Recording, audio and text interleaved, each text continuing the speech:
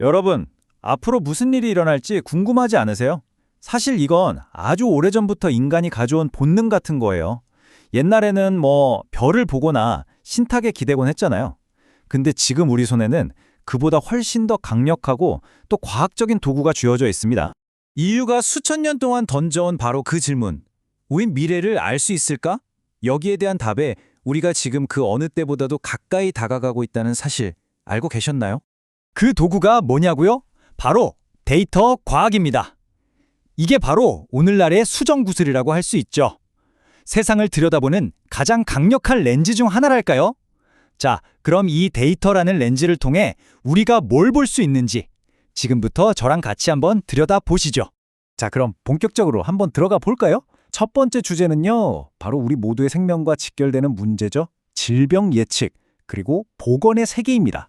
생각해보면 인류의 역사는 거대한 전염병과의 싸움의 역사라고 해도 과언이 아니에요. 스페인 독감부터 바로 얼마 전 우리를 덮쳤던 코로나19까지 정말 수많은 생명을 앗아간 보이지 않는 적 앞에서 우리는 너무나 자주 속수무책이었죠. 하지만 그렇다고 인류가 그냥 손 놓고 당하고만 있었던 건 아닙니다.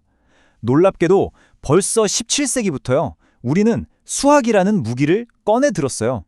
질병이 어떻게 퍼져나가는지 이해하고 예측하려는 시도를 시작한 거죠. 이걸 우리가 역학 모델링이라고 부릅니다. 그 수많은 모델들 중에서도 가장 고전적이면서도 핵심적인 아이디어가 바로 이 SIR 모델이에요. 어때요? 딱 보기엔 되게 단순해 보이죠? 하지만 이 간단한 모델이 바로 전염병 예측이라는 거대한 분야의 기초를 닦은 정말 위대한 아이디어였습니다. 원리는 진짜 간단해요. 전체 인구를 딱 세 그룹으로 나누는 거예요. 첫째, 아직 병에 걸리지 않은 감염 가능자, S. 둘째, 지금 병에 걸려서 다른 사람에게 옮길 수 있는 감염자, I. 그리고 마지막으로 병을 앓고 나서 회복한 회복자, R. 이 세 그룹 사이의 사람들이 시간이 지나면서 어떻게 이동하는지를 수학적으로 따라가다 보면 이 전염병이 앞으로 어떻게 퍼져나가겠구나, 그 추제를 예측할 수 있게 되는 거죠. 자, 그런데 이 고전적인 모델에 현대기술, 바로 인공지능과 빅데이터가 결합되면 어떻게 될까요? 여기 보이는 캐나다의 AI 스타트업 블루닷이 바로 그 엄청난 예시입니다. 이 회사가 뭘 했냐면요, 전 세계 항공권 발권 데이터를 싹 다 분석했어요. 그래서 세계보건기구 WHO나 미국 질병통제예방센터 CDC보다도 먼저 우한에서 시작된 바이러스가 어느 도시로 어떻게 퍼져나갈지를 정확하게 예측해낸 겁니다. 정말 대단하죠. 근데 이게 예측에서만 끝나는 게 아니에요. 진단의 영역으로 오면 AI의 힘은 더 놀라워집니다. 이 표를 한번 보실까요? 뇌종양 진단인데요. AI가 인간 의사보다 정확도는 약간 더 높으면서 진단에 걸리는 시간은 무려 10분의 1로 줄여버렸어요. 와, 근데 이건 단순히 빨라졌다는 의미가 아니에요. 환자 입장에서는 생사가 오가는 치료를 며칠이라도 더 빨리 시작할 수 있다는 뜻이거든요. 이건 정말 엄청난 변화입니다. 그러니까 핵심은 이거예요. AI가 의사를 대체한다? 아니요, 그게 아닙니다. 오히려 의사에게 엄청난 능력을 가진 조수가 하나 더 생기는 거죠. 베테랑 의사도 혹시 놓칠 수 있는 부분을 이렇게 딱 짚어주는 거예요. 그러면 의사는 더 중요한 최종 판단에 모든 에너지를 쏟을 수 있게 되고요. 자, 그럼 이제 렌즈를 좀 바꿔볼까요? 개인의 건강이라는 현미경에서 벗어나서 사회 전체의 미래를 내다보는 망원경으로 시야를 넓혀보겠습니다. 데이터는 우리 사회가 앞으로 어떤 모습으로 변해갈지 미리 그려보는 거대한 청사진과도 같거든요.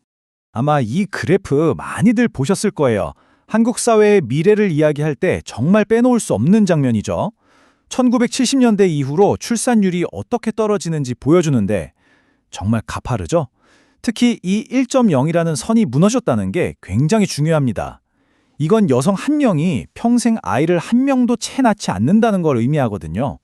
아이를 적게 낳으니 당연히 사회는 빠르게 늙어갑니다. 바로 고령화 문제로 이어지는 거죠. 근데 여기서 진짜 놀라운 건요, 바로 그 속도입니다.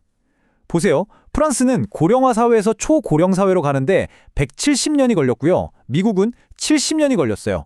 그런데 한국은 불과 35년, 단 35년 만에 그 변화를 겪을 것으로 예측되고 있습니다. 이건 정말 인류 역사상 전례가 없는 속도예요. 그리고 이 모든 변화가 바로 이 인구 피라미드 모양에 그대로 나타납니다. 왼쪽 1965년 좀 보세요. 아래가 튼튼한 아주 안정적인 피라미드 모양이죠. 그런데 시간이 흘러서 2067년이 되면 위쪽은 뚱뚱해지고 아래는 뾰족해지는 꼭 금방이라도 쓰러질 것 같은 팽이 모양으로 바뀌어버립니다. 한눈에 봐도 불안정해 보이죠? 맞습니다. 이건 그냥 통계청의 재미없는 그래프가 아니에요. 이게 바로 우리 미래의 모습입니다. 우리 아이들이 다닐 학교가 텅텅 비고 우리 경제를 떠받칠 젊은이들이 부족해지고 결국 우리가 기댈 의료 시스템이나 연금 제도가 흔들릴 수 있다는 일종의 예고편인 셈이죠. 자, 이제 마지막 이야기로 넘어가 볼 텐데요. 지금까지와는 차원이 다른 정말 놀라운 이야기입니다. 인공지능이 현실을 분석하고 예측하는 단계를 넘어서서요. 이제는 스스로 새로운 현실을 창조해내는 단계까지 왔습니다. 모든 것의 시작은 기계가 보는 법을 배우면서부터였습니다. 이 그래프가 바로 이미지 인식 기술의 올림픽이라고 불리는 대회에서 AI의 성적표인데요. 정확도가 쭉쭉 올라가다가 바로 2015년 이 지점에서 마침내 AI가 인간의 시각 능력을 뛰어넘는 역사적인 순간이 찾아옵니다. 그런데 AI가 본다는 건 우리가 보는 것과는 근본적으로 달라요. 이 예시가 정말 기가 막히는데요. 왼쪽에 판다 사진 있죠? 여기에 우리 눈에는 전혀 보이지 않는 아주 미세한 노이즈를 살짝 섞었을 뿐인데 AI가 갑자기 99.3%의 확신을 가지고 이건 김파론숭이다 라고 하는 거예요. 황당하죠? 이게 바로 AI가 세상을 픽셀 단위의 패턴으로 본다는 점을 역이용한 적대적 예제라는 건데요. AI가 얼마나 강력한지, 동시에 얼마나 기묘한 약점을 가지고 있는지를 동시에 보여주는 정말 흥미로운 지점입니다. 이런 약점을 극복하는 과정에서 AI는 이제 단순히 보는 것을 넘어 창조하는 영역으로 뛰어듭니다. 그 핵심 기술이 바로 겐, 우리말로는 생성적 적대 신경망인데요. 개념이 아주 재밌어요. 한쪽에서는 계속 위조 지폐를 만드는 위조범 AI가 있고 다른 한쪽에서는 그걸 기가 막히게 찾아내는 탐정 AI가 있는 거예요. 이 둘이 서로 미친 듯이 경쟁하면서 위조범은 점점 더 진짜 같은 가짜를 만들어내는 법을 배우게 되는 거죠. 그 결과물이 바로 이런 겁니다. 정말 멋지죠? 이건 엔비디아의 고갱이라는 기술인데 하는 걸 보면 마법 같아요. 왼쪽에 보세요. 꼭 아이들이 그린 것처럼 그냥 쓱쓱 색칠만 했잖아요. 그런데 이걸 AI에게 주면 순식간에 오른쪽처럼 실제 사진이라고 해도 믿을 만큼 사실적인 풍경으로 바꿔버립니다. 그리고 이 기술은 마침내 예술의 영역까지 넘보고 있습니다. 지금 보시는 이 그림들 전부 다 AI가 그린 작품들이에요. 이제 창의성이라는 게 과연 인간만의 영역인지 그 경계가 점점 희미해지고 있는 순간을 우리가 목격하고 있는 겁니다. 자, 이렇게 예측에서부터 창조에 이르기까지 데이터 과학이 우리 앞에 펼쳐놓은 새로운 세상의 여러 단면들을 함께 둘러봤습니다. 한번 정리해볼까요? 우리는 데이터를 가지고 치명적인 바이러스가 어디로 퍼져나갈지 예측하는 걸 봤고요. 또 우리 사회가 앞으로 어떻게 늙어갈지 그 미래 지도를 그려보기도 했죠. 그리고 그걸 넘어서 인간의 눈보다 더 정확하게 세상을 인식하고 급기야 상상만 하던 풍경을 현실로 만들어내는 엄청난 힘까지 목격했습니다. 그래서 이제 마지막 질문을 던져볼 시간입니다. 미래를 예측하는 것을 넘어서 아예 새로운 현실까지 만들어낼 수 있는 이토록 강력한 힘을 손에 쥔 우리, 과연 이 기술로 무엇을 보려고 해야 할까요?